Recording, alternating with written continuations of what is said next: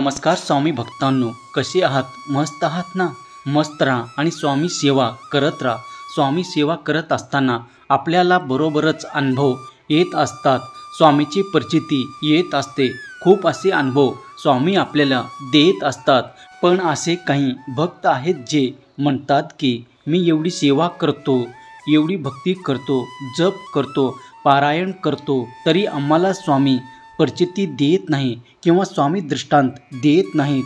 तर जो स्वामीचा सेवेकरी आहे, स्वामीचा सच्चा भक्त आहे, त्यांनी स्वामींनी काही ना काही प्रचिती दिलेलीच आहे। आपल्याला तेवढी पात्रता नसते किंवा आपल्याला कळून येत नाही स्वामी आपल्याला काय अनुभव देतात।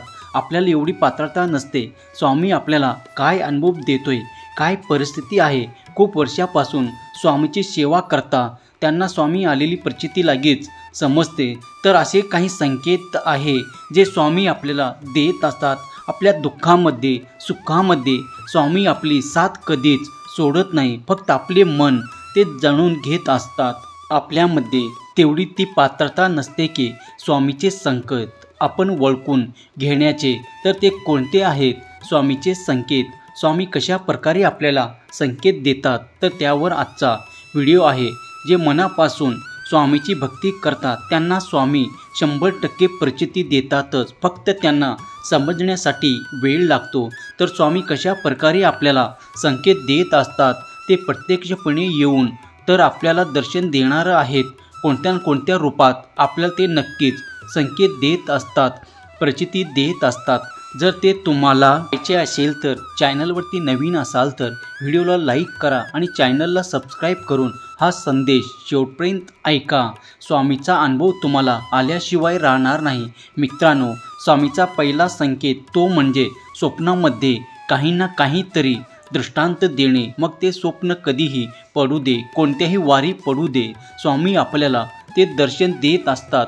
जेव्हा आपल्याला मासिक पाळी चाललेली असते तेव्हा सुद्धा स्वामी आपल्याला दर्शन देत असतात की ह्या 4 दिवसामध्ये आपण म्हणतो की स्वामीची पूजा करू नये, सेवा करू नये। मग स्वामींना ते आवडत नसेल तर स्वामी आपल्या स्वप्नामध्ये येऊन दृष्टांत कसे देतात, तर ती व्यक्ती जर स्वामींना जवळ असलेले असेल, स्वामींना आवडत असेल आणि स्वामीची मनापासून जर भक्ती करत असेल तर स्वामीची ते लाडके आहे। मग त्या व्यक्तींना स्वप्नामध्ये सुद्धा दृष्टांत देत असतात। असं काही शुभ दिवस नसतो, दृष्टांत आपल्याला स्वामी देत असतात।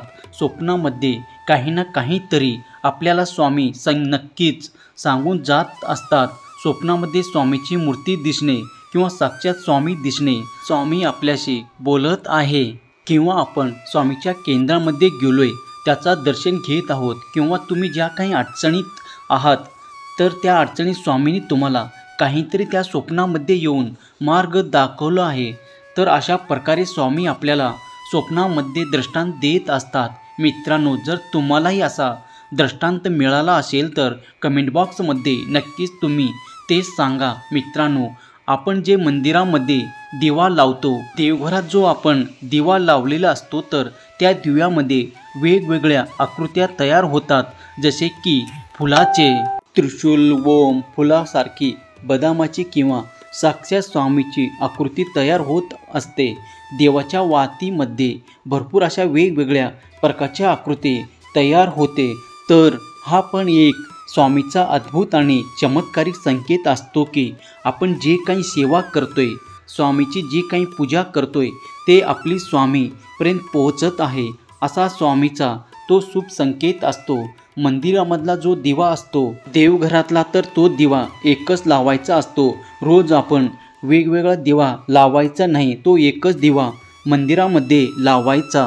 पुढचा संकेत असा आहे मित्रांनो की आपल्याला एकदमच असा सुगंध येतो, तो अत्तराचा म्हणा किंवा चंदनाचा, अगरबत्तीचा एकदम सुवासिक असा सुगंध येतो आपल्याला। तर ते काही सेकंदासाठीच असते, तर अशा प्रकारचा सुगंध आपल्याला येतो आणि हे आपल्याला सांगून जातं की मी तुझ्या जवळच आहे, मी तुझ्या सोबतच आहे आणि भिवू नकोस, मी तुझ्या पाठीशी आहे। मित्रांनो, जर आपल्याला हा विश्वास आपल्या स्वामीवरती असेल तर स्वामी माऊली माझ्या पाठीशी असे टाईप करा आणि हा संदेश 2 जणांना शेअर करा. स्वामीचे अनुभव तुम्हाला नक्कीच येतील. स्वामी माऊली म्हणतात, बाळा घाबरू नकोस. आपल्याला सुगंधाद्वारे प्रत्येक वेळेस स्वामी आपल्या पाठीशी असतात. मित्रांनो, पारायणमध्ये भरपूर अशा वेळेस अनुभव येतो.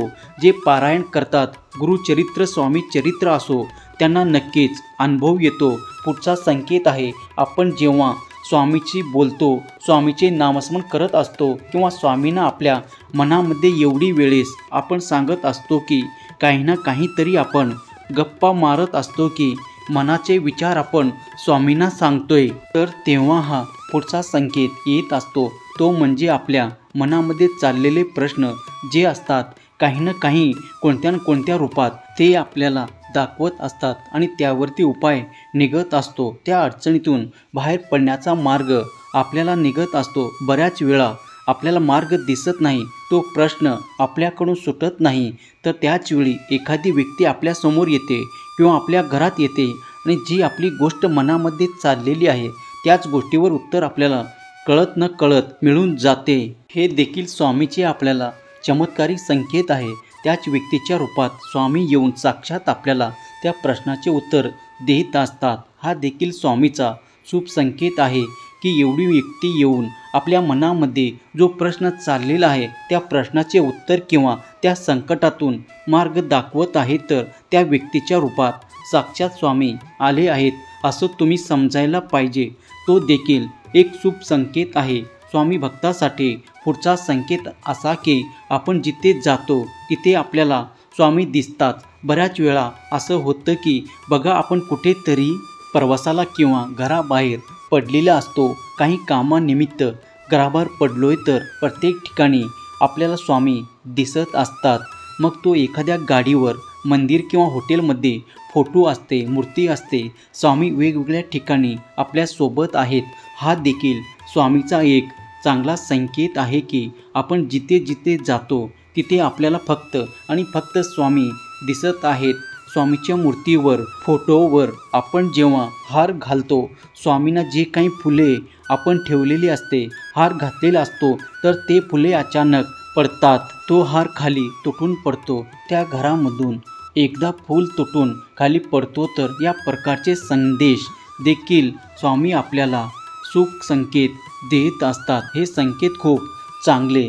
जे भक्ती करतात तेव्हा भक्तांना असे संकेत मिळतात, तर त्या आनंद काही वेगळाच असतो. फुले पडणे हा तर खूपच म्हणजे खूपच चांगला संकेत असतो. हा संकेत स्वामींचा चांगला असतो आणि ते आपल्या प्रिय भक्तांना देत असतात. जेव्हा आपण स्वामीची भक्ती करतो, पूजा करतो, तेव्हा स्वामी आपल्याला फुले देतात, तर त्याचा अनुभवाचा आनंद काही वेगळाच असतो. हा देखील स्वामीचा शुभ संकेत आहे. त्यामुळं मित्रांनो, मनापासून पूजा करा, मनापासून भक्ती करा, मनापासून नामस्मरण करा. भगवंत आपल्याला साथ नक्कीच देणार आहे. स्वामीचा इशारा तुम्ही ऐका, घाबरू नका. स्वामी आपल्या सोबत आहेत. आपल्या बंद नशिबाचे द्वारसुद्धा उघडले जाणार, कारण साक्षात स्वामी आई आपल्या पाठीशी आहे.